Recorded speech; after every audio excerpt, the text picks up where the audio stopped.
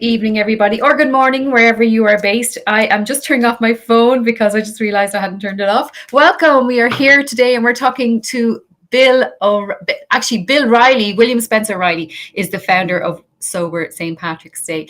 And last year you all met him, but a lot of you haven't met him yet. So I want to kind of reintroduce you to him, and he's going to tell us all about Sober St. Patrick's Day. So whether you're watching on Twitter, Facebook, LinkedIn, YouTube, please give us a comment and let us know that you're watching so that we know we're not just talking to ourselves.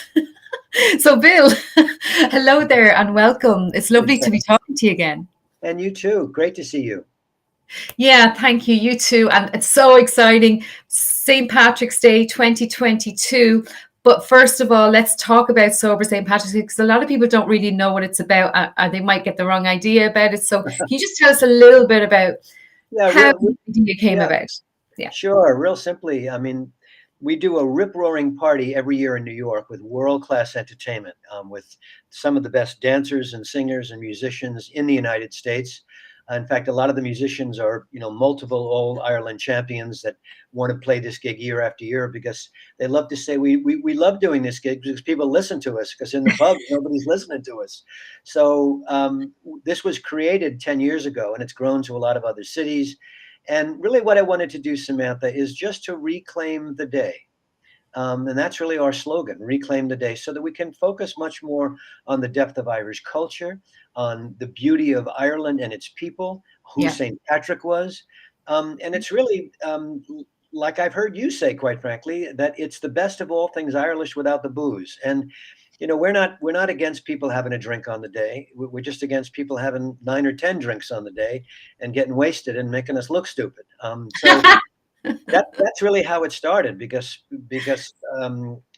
11 years ago, I was in front of St. Patrick's Cathedral in New York City on St. Patrick's Day as the parade was going by. And I was feeling very proud and Irish American and watching all these great bands, and out of the corner of my eye, I saw this young man. He was about 22. And I got to tell you, he was drunk as a skunk. And he and his buddies were all there drinking beer out in the open. It was only about 12:30 in the afternoon. I said, oh, my gosh, well, here we go again. And it was interesting because I noticed that he was wearing this T-shirt. And the T-shirt said, St. Patrick's Day today, hungover tomorrow. And I just went up to him. I didn't pass judgment. I just smiled and went up to him and said, hey, where did you get that T-shirt? That's pretty wild, man. And he looked at me and he said, man, I got it at the mall in New Jersey where I live. They sell 1 million of them. Isn't it great? And I tell you, Sam, right then and there, the light bulb went on. And I thought, wow, what if next year we could do this great party in New York with great entertainment and just really try and reclaim the day? Because the Consul General of Ireland, when I pitched this to him, he said, when I was a boy growing up in Ireland, the pubs were closed on St. Patrick's Day. It was a day to really take seriously and, more importantly, celebrate our specialists. So that's it in a nutshell. And so the next year we did the party. People thought I was out of my mind. And I kid you not, 2 nights before we did the party, literally on the Ides of March, on March 15th, I called Noel Kilkenny, the Consul General of Ireland, and said, Noel, I thought you'd like to know that Sober St. Patrick's Day is sold out in advance. And ever since then, we've always sold out this party, and it's grown to other cities. And so this year, we're going to have our first party in 3 years because of COVID. Last year, thanks to you, we did a digital version, and a lot of people in Ireland discovered us for the first time. So this year, we're going to do both. This year, we're going to do a live party in New York, like we've done traditionally, but also do a digital party so people in Ireland and California and different parts of the world can watch as well. And that's going to go up Irish time on March 17 at 9 p.m. So at the end of people's days, they can really settle in and have a great hour of entertainment and learn more about who we are. And actually, the thing you discovered, would I be right in saying the thing that you discovered with the fact that we went virtual and we went online was that there were people joining from all over the world. It wasn't just Ireland. It was America, Spain. I think there were some people from New Zealand and Australia. I mean, and that was the magic. And I think people really missed home because of the pandemic, and it was that whole the feeling of being proud, and the lovely part of Irishness, which is the food, the music, the dancing, the Yeah, story. You tell great stories, Bill. You told some lovely stories. We had lovely young people playing music as yeah, well and doing yeah. different things. So can you tell us what's in store for this week, this year? Sure. Yeah. Yeah, and it's funny. There's one other thing that I'm most proud of, and as an Irish American, it's you, and not just Samantha, but I mean the Irish. The Irish, I believe, are the kindest and the friendliest people on the planet. I mean that, and I think that's what people really crave to be part of on St. Patrick's Day, because we like Mm. to say in New York, everybody wants to be Irish on St. Patrick's Day. And Yeah. it's really true because tons of people celebrating are not Irish. The problem is tons of people celebrating are also getting wasted and using Mm. it as an excuse to get drunk. So in any event, this year we're going to have a terrific lineup of people, and they'll be on both the live party in New York, and all of them will also be on the digital version that people can watch at home. Starting with John Whalen, who's a seven-time All Ireland button accordion player, probably the best step dancers in the Northeast, the Donnie Golden School of Irish Dance. And Donnie Golden, who trained Gene Butler for Riverdance, is celebrating his 50th anniversary this year as a teacher and a dancer. He's amazing. He has literally trained thousands of kids in New York to take up step dancing. So he'll be performing with a group of teenage kids that he has trained for this year. And Brian Conway, who's a five-time All-Ireland fiddle player, will be playing. And then we're going to be going up Fifth Avenue with our own pipes and drum band, which one of our sister cities that does St. Patrick's Day, Sober St. Patrick's Day in Mystic, Connecticut, is bringing their marching band. It's the St. Edmunds Pipes and Drums. So they'll also be, kicking off the party in the room after we march in the parade. But the parade is probably the key thing, Sam. I mean, Yeah. after 10 years, we're ending our 10th year anniversary this year. Mm. And we've been invited by the big boys in New York to march for the first time under our banner. So we're going to be walking up Fifth Avenue under a banner with our own marching band that says Sober St. Patrick's Day. And I think we're going to freak out a lot of people. And at the same time, most importantly, I just am absolutely positive from the reaction we've gotten, there's going to be tons of people cheering us on as we go up Fifth Avenue. So anyway, I'm so proud. You must be so proud, Bill. You must be so proud to get that. yeah, it's Martin kind Fifth of Avenue. yeah, it really is a sense of recognition because, Yes. in fact, we're only one of two people that were invited that are new to march in this year's parade. I mean, there are thousands of people, and yeah, so it's a real recognition from the city of New York and the people that run the New York Parade that Sober St. Patrick's Day has arrived, and it's really been legitimized, so to speak, because originally people thought, wow, what's that all about? But I must say, on a more serious note, moms with kids and dads with kids, they don't have anywhere to go after the Yeah. parade because they don't want to bring their kids to the pubs because they're nuts and they're dangerous, quite frankly. And on a serious note, Sam, I mean, St. Patrick's Day in America, unfortunately, has become the number one day for the introduction of binge drinking among high school kids. They're just repeating and mirroring what their older brothers and sisters do, so they want to do it. But it leads to all sorts of nasty stuff. I mean, there's the rise on college campuses of date rape goes way up.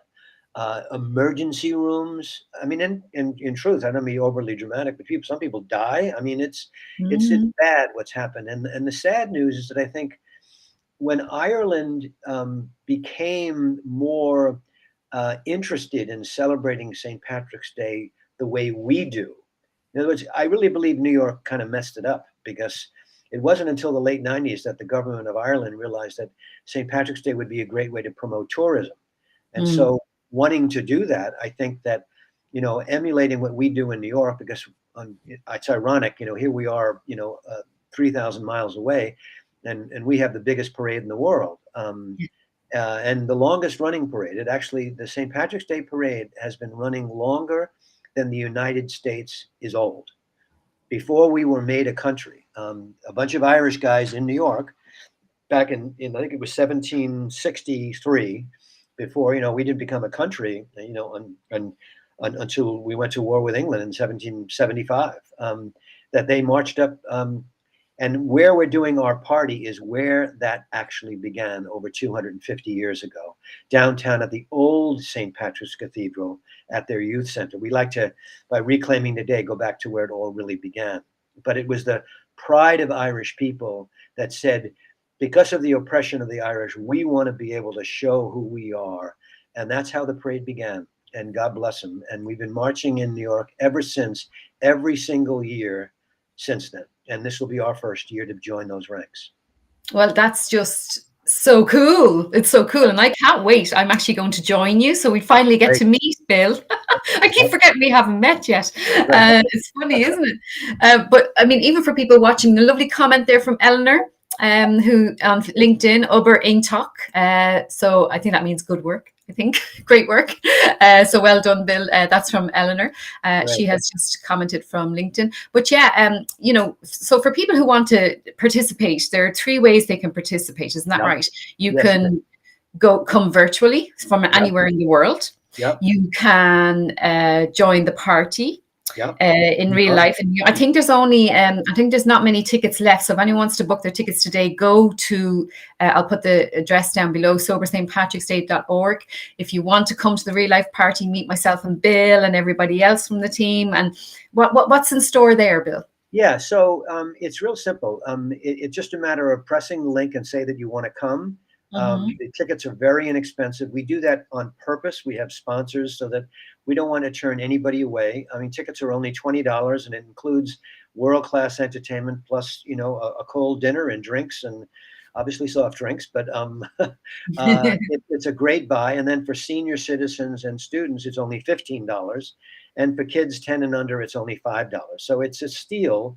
So when you go to this website, maybe you could put it up, Sam, again. When you go to our website, soberstpatricksday.org, it's really easy. You just press a button to say you want to register to watch the digital show, which, as I say, goes out at 9 p.m. on the 17th Irish time, 5 p.m. on the East Coast of America, et cetera, in whatever time zone you're in. And it's free. The digital show is free. We just need to capture your email. Or if you are in the New York area, you can buy a ticket as well. Or if you also want to march with us, that's also free. You just need to press that button and register there as well. So it's really very simple. And the more, the merrier. But we will sell out the live party. We always do. So people should buy tickets now if they're in the area of New York and want to come. Well, actually, somebody just asked a question, but you answered it at the time. So there is a different link. When you go to soberstpatricksday.org, there's a link where you can actually book the tickets on Eventbrite for the in-person party. And then if you want to join us virtually, you just fill in the form, fill in your details, and you'll be signed up to the newsletter, and you'll get the link, and it'll go onto YouTube. So last year, if you want to check out what happened last year, get an idea of what's in store. Do you know what the best part about last year was? I found was the buzz of the people chatting and commenting during the show. Yeah, because we're going to do that at the end this year. We're going to have a live global chat. So around 10 p.m. Irish time, when the digital version is over, there'll be a live global chat, and people can participate. And some people in the room in New York will be able to, be part of that as well. Yeah. But in terms of the entertainment, besides the people that I mentioned, I mean, Gerald Sullivan is going to be with us. He's regarded as the best Ellen Piper in America. He'll be part of the band, as will Brendan Dolan. Is a great keyboard player. He's a Mid-Atlantic Hall of Fame member. And then also a little Alice Bradley, who's a 13-year-old harpist, will be playing. And a woman named Susan Graham, who is a veteran Irish harpist, composer, and teacher. She's in her early 80s, and I got to tell you, she's a whirlwind of a talent. And I would love to have her play with 13-year-old Alice. And that's what's so great about the party. It's very cross-generational, just the way trad music is so cross-generational, because we have people, who are 5 years old, and we have people who are 95 years old who come to this. So it's a nice mix. Well, this is it. And then you're also influencing the younger generation, just showing them there's a different way to celebrate this. And it's the positive stuff about Ireland. And I always say about, we have a wonderful food culture. We have a wonderful, wonderful scenery. It's a beautiful country. You have music, but the people the Yes. people that made it on the day were just amazing. Like the Yeah. comments and the tweets that were coming in. And I know that we have our own Una Walsh as well. I'm going to be Yeah. chatting to her tomorrow. So there's a lot of amazing people involved in this. But the main thing is, folks, for anybody watching, even if you don't want to come yourself, you might know someone who might be interested. If you could share this for us, we'd be so Yes. grateful. Yes. Share it out, maybe tell your friends. And you know what?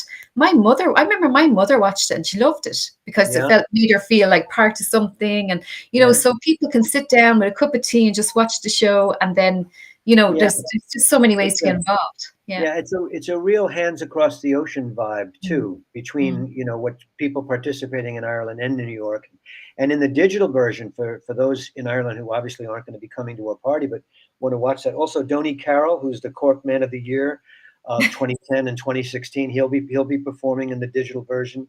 Dylan Foley, who's a 4-time All Ireland fiddle player, and Mary Courtney, who's from Kerry but lives in the Bronx. She'll be performing, as will Liz McNichol, who is a great Irish singer. And then there's a few surprises that I'm not going to tell you about. Yeah, and I'll be at the actual event in New York as well, Yep. folks. So please do say hello to us, even if you can't come to the event. Do make sure that we see you and do a little tweet and take a little picture, because we'd love your support. Bill, is there anything you want to add? No, I think just if people like what they've just heard, is to just forward this to their as many friends as possible, because the truth is there's no limit on the number of people who can watch the digital show. There is a limit on the people who can go to the live show, but just tell them to buy their tickets. But the key is to forward it on and let people know. And we really hope you discover, who we are this way. And thanks a million for doing this, Sam. Oh, you're welcome. And Bill, I love listening to you. So everyone, please check out soberstpatricksday.org. The link, I will put it up again in case you didn't see it, but I'll be sharing this out anyway on social media. Thanks a million, Bill, and have a lovely evening. And thanks, everyone. Thanks, Eleanor. Thanks, everyone, for joining Cheers. Thanks, Sam.